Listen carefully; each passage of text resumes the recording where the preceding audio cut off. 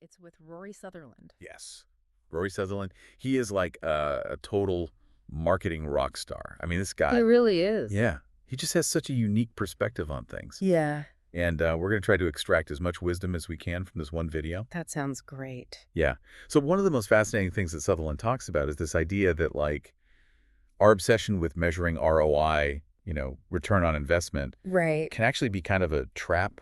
Yeah, it's a really interesting point. I mean, it seems counterintuitive, right? Like ROI is what we all strive for. Exactly. It's like the holy grail of marketing. Like, if you can show that you're getting a good return on your investment, then you're golden. Yeah. But Sutherland's argument is that, like, by focusing so much on those immediate, like, quantifiable results, we might actually be missing out on some really important stuff. Yeah, he argues that it can lead to underinvestment in areas that are harder to measure, like customer service, for instance, Yeah. where the payoff might not be immediate, but it's absolutely essential for long-term success. Oh, that's interesting. Yeah, because, like, customer service, it's not something you can always, like, put a dollar amount on. Exactly. But we all know, like, how important it is, right? Absolutely. I mean, think about it. Like when you have a great customer service experience with a company, Yeah. you're much more likely to stick with them, even if their prices are a little higher or their products aren't quite as flashy as the competition. Totally. It's like Yeah. that warm and fuzzy feeling you get when you know a company actually cares about you. Yeah. And Sutherland gives this great example about banks. He says that a lot of banks will prioritize acquiring new customers over keeping their existing ones happy Yeah. because it's easier to track those short-term gains. Right. Like, how many new accounts did we open this month? Right. But they might be neglecting their existing customers who could actually be more profitable in the long run. It's a really interesting point, and it makes you think, like, are there areas in your own business Right. where you might be undervaluing something just because it's hard to measure? Well, that's a good question. Yeah, I mean, like, are we so focused on the numbers that we're actually losing sight of the bigger picture? Exactly. And I think that's what Sutherland is trying to get at. Yeah, so it's not just about the numbers. It's about the human element, too. Absolutely. He argues that at its core, marketing is really about understanding human behavior, psychology, perception. And these things can't always be neatly quantified. Yeah, that makes sense. It's like you can't just reduce everything to a spreadsheet. Right. There's so much more to it than that. Exactly. And he uses this fantastic example of train ticket offices. Okay, I'm intrigued. Tell me more. So he talks about how automating all ticket sales might seem like the most efficient solution, right? Yeah, get rid of those pesky humans. But it actually excludes customers who need that human interaction for complex journeys. Oh, yeah, like if you're trying to figure out a multi-leg trip or something. Exactly. Or if you're just someone who prefers that personal touch. Yeah, some people are just not comfortable with technology. Right. So by optimizing for pure efficiency, Yeah, you might actually be alienating a segment of your customer base. and potentially losing out on their business.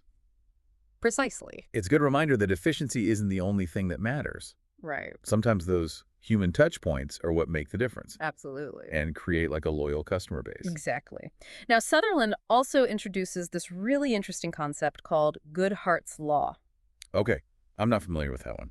Tell me more. So basically, Goodhart's Law states that when a metric becomes a target, it ceases to be a good metric. Okay, so in other words, like if you're so focused on hitting a certain number, Yeah. you might actually lose sight of what that number was supposed to represent in the first place. Exactly. And he illustrates this with a story about a motorway service station that failed to turn on its lights at night.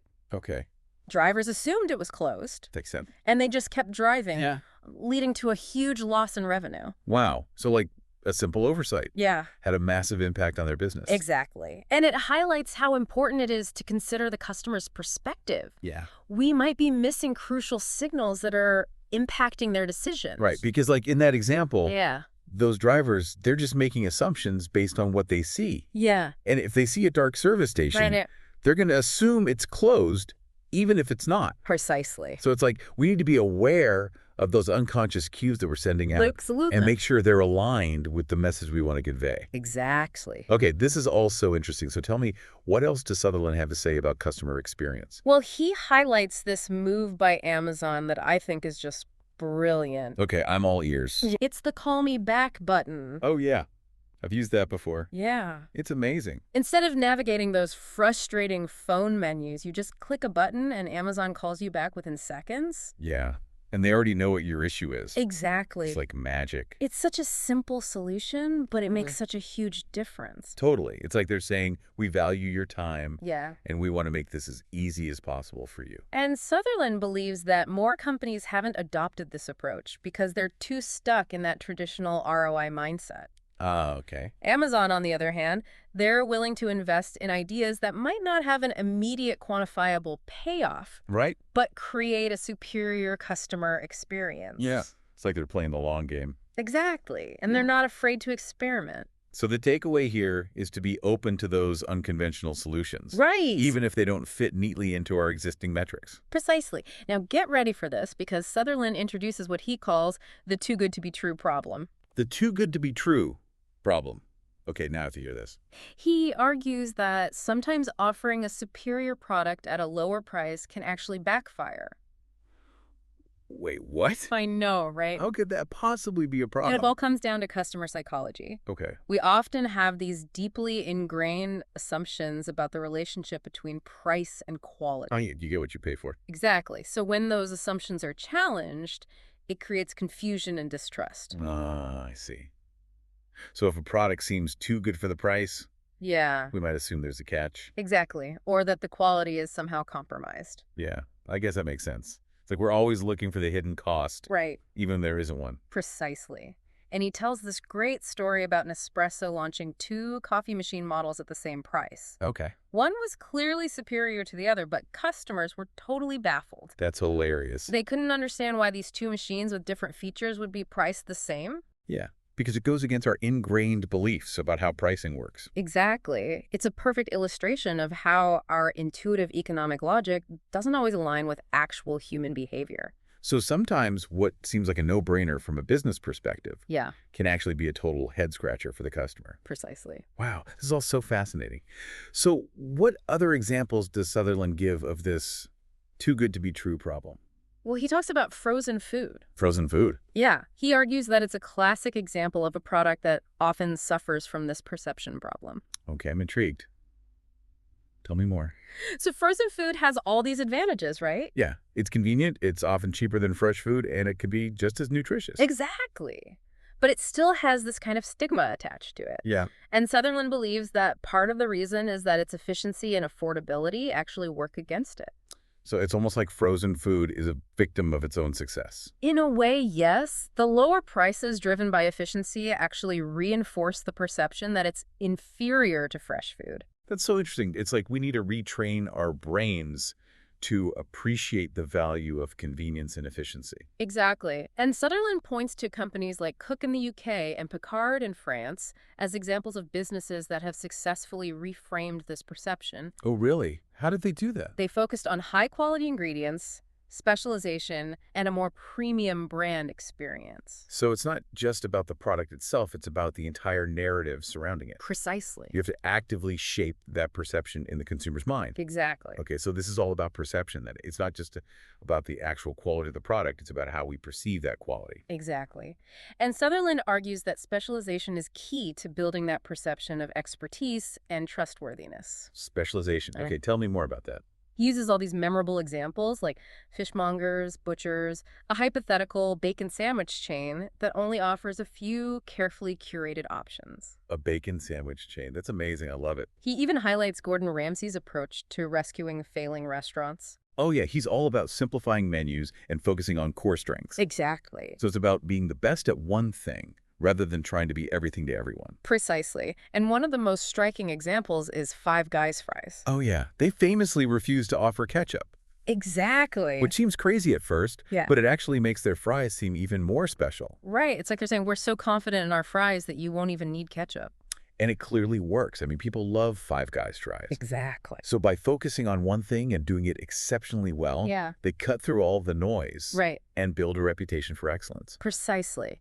Sutherland believes that this laser focus builds trust and allows businesses to stand out in a crowded marketplace. This is all incredibly insightful. So how do we apply these principles to our own businesses? Where I think a key takeaway is to consider what your one core strength is. Yeah.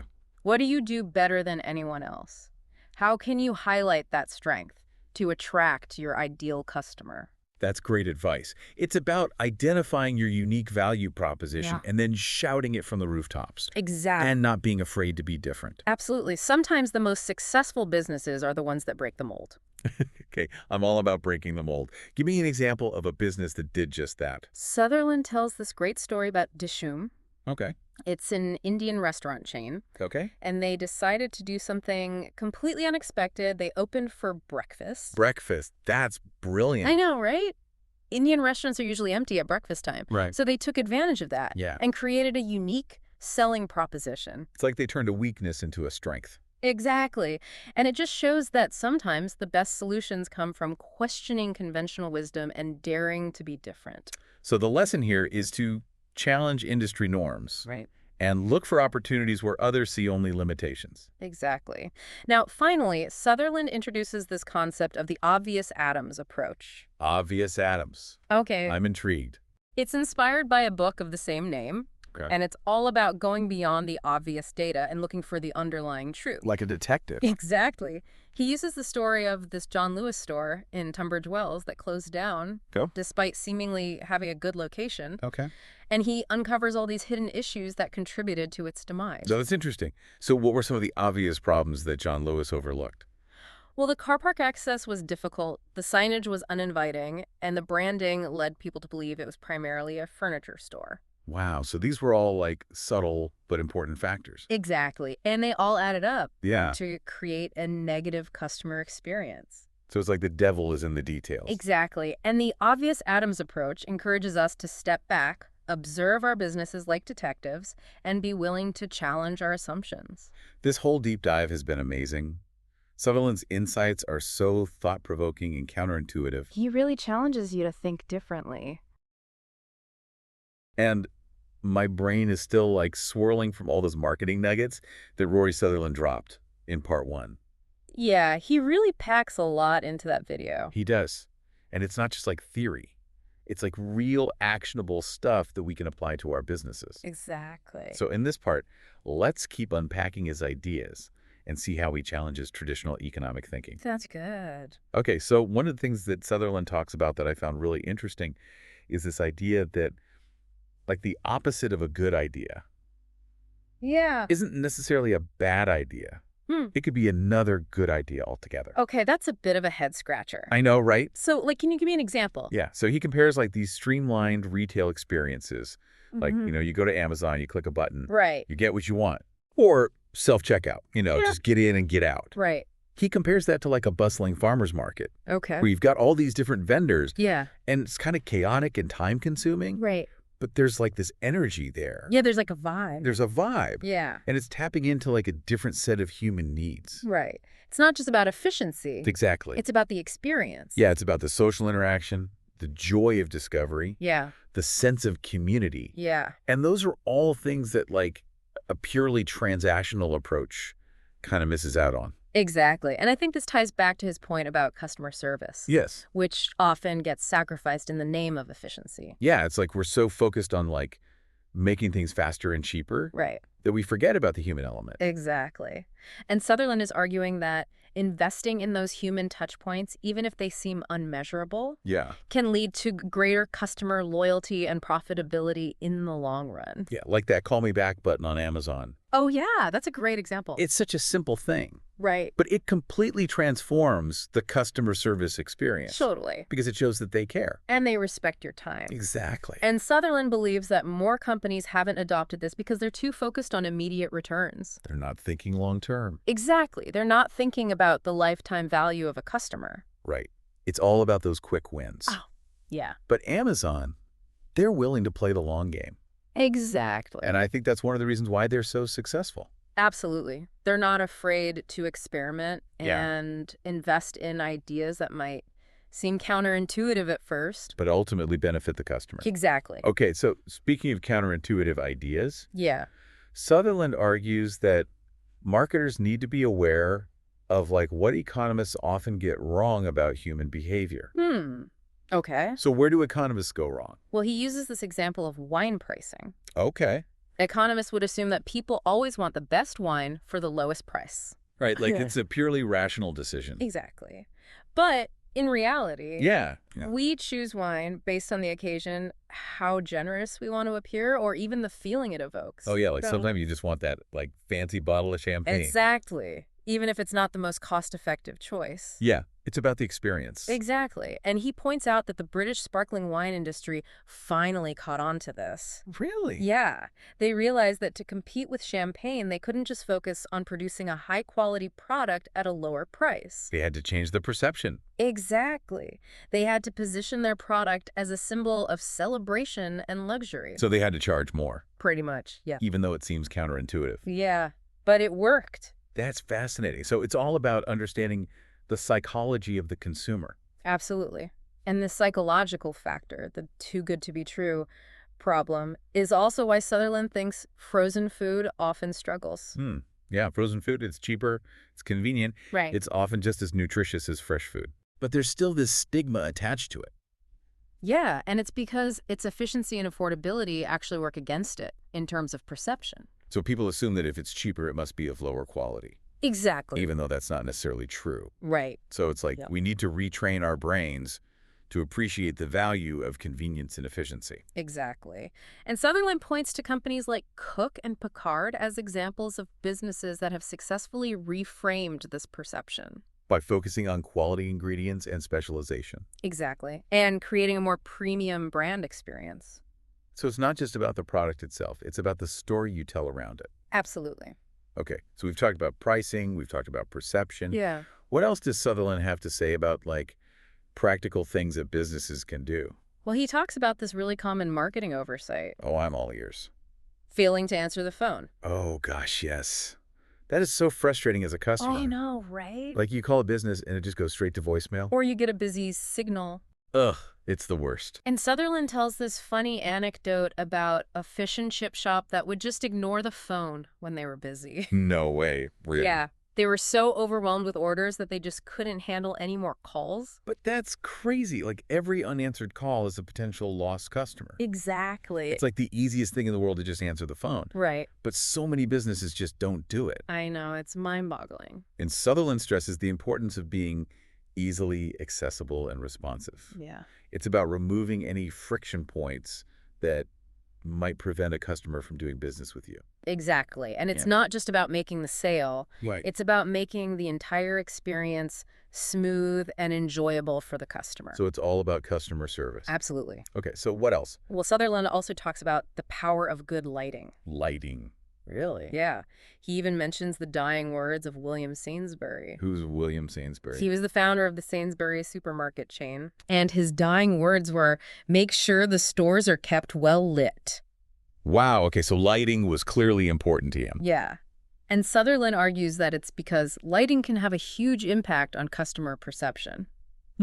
Okay, I can see that. Well-lit spaces feel inviting, warm, and open, Yeah. while dimly lit spaces can feel unwelcoming and even signal that a business is struggling. It's like those subconscious cues that we're talking about. Exactly.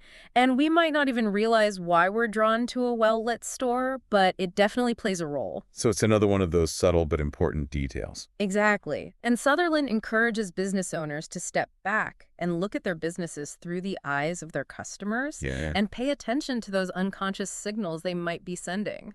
This is all so fascinating. It really is. It's making me realize how much I've taken traditional marketing wisdom for granted. Yeah, Sutherland's insights are really refreshing. They are. It's like he's giving us a whole new way of looking at things. Exactly. And it's not just about numbers and data. Right. It's about understanding human psychology and behavior Exactly. and connecting with people on an emotional level Absolutely. and creating experiences that resonate Precisely. and ultimately building genuine relationships. That's what it's all about. Okay, so we're back for the final part of our Rory Sutherland marketing deep dive. Yeah, this is where it all comes together. It is. Yeah. I mean, he's given us so much to think about already, Yeah, he really has. but I'm excited to see what other gems he has in store for us. Well, one thing that Sutherland really emphasizes is the importance of understanding your target audience. Yeah, that seems basic, but I bet a lot of businesses miss the mark there. Oh, absolutely. I mean, it's easy to get caught up in your own ideas and assumptions. Right.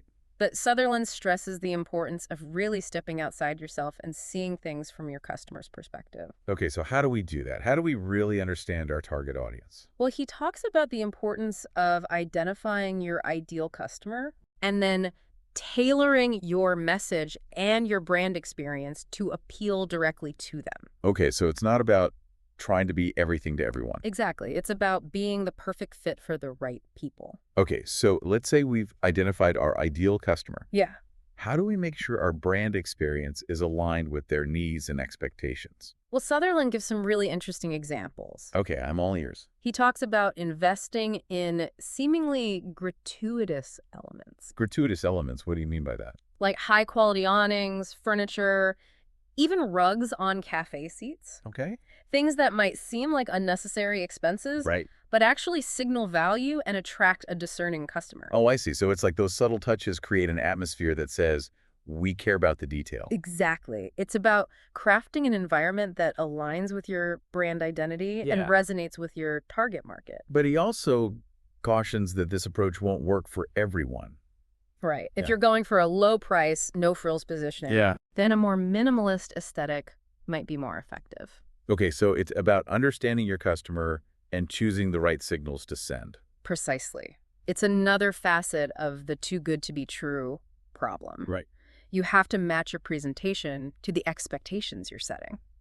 Okay, so we've talked about understanding your target audience. We've talked about the importance of perception. Yeah. What other practical advice does Sutherland offer? Well, he's a big advocate for specialization. Specialization. Yeah. Okay, remind me what he means by that. He suggests that by focusing on one thing and doing it exceptionally well, Okay. businesses can build trust and cut through the noise. Yeah, because it's like you become the go-to expert for that one thing. Exactly. And Yeah. he uses that example of the hypothetical bacon sandwich chain. Oh, yeah, I love that example. It's so quirky and memorable. I know, right? They just focus on making the best bacon sandwiches in the world. Yeah, and they only offer a few carefully curated options. Right. Champagne and builder's tea. Exactly. It's brilliant. It's so specific. Yeah. And by limiting choices, you actually create a sense of expertise and confidence. Exactly. It's like they're saying, we know what we're doing and we're really good at it. Yeah, and people are drawn to that. Absolutely. And he also points to Five Guys fries as a real-world example of this principle. Oh, yeah, the no ketchup rule. Exactly. It's like they're saying, trust us, our fries are perfect as they are. And it clearly works. It does. So it's about having that confidence in your product Yeah. and not being afraid to be a little bit different. Right. Okay, so specialization is a powerful tool. Absolutely. What else should we be thinking about as we apply Sutherland's insights to our businesses? Well, he also talks about the importance of challenging industry norms Okay. and finding creative solutions. Like Dishoom opening for breakfast. Exactly. That was such a smart move. It was. It's like they saw an opportunity where everyone else just saw an empty restaurant. Exactly. Yeah. And it shows that sometimes the best solutions come from questioning conventional wisdom Yeah. and daring to be different. So it's about thinking outside the box Yeah. and not being afraid to break the mold. Precisely. Okay, I love that. Yeah. So we've talked about specialization. We've talked about challenging industry norms. Yeah. Anything else we should be keeping in mind? Well, let's revisit the obvious Adams approach. Okay, the detective mindset.